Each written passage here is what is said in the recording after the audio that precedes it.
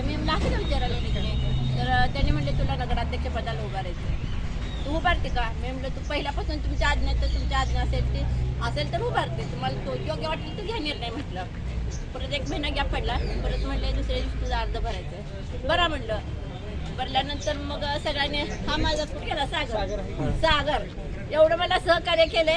त्यांना प्रत्येक ते चाळीला केलं नसेल ते मला ते चाळी समोर एवढं सहकार्य केले आणि त्याच्यामुळं हा विजय माझा निश्चित आहे.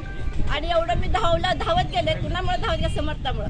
ते पळत होते, 1 सेकंद सुद्धा थांबत. सगळ्या बायका पाठीमागे बसत होत्या, पण मी प्रचार करताना 1 सेकंद सुद्धा थांबली नाही.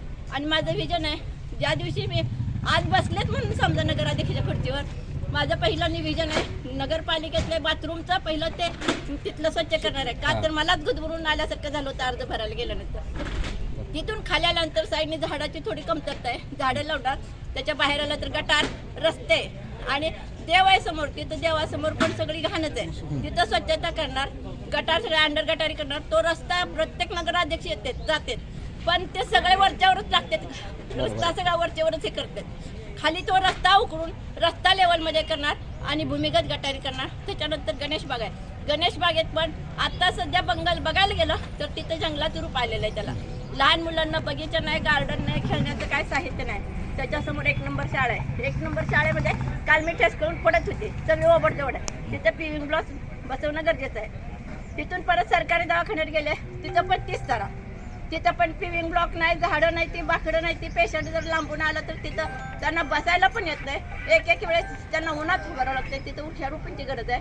मेन म्हणजे बाहेरचे पेशंट ॲक्सिडेंट झाला, त्यांना जर दुसऱ्या परगावला जायचं असेल तर तिथं वाहनाची सोय नाही. 25 ते 30 हजार रुपये ॲम्ब्युलन्सला द्यावं लागतात.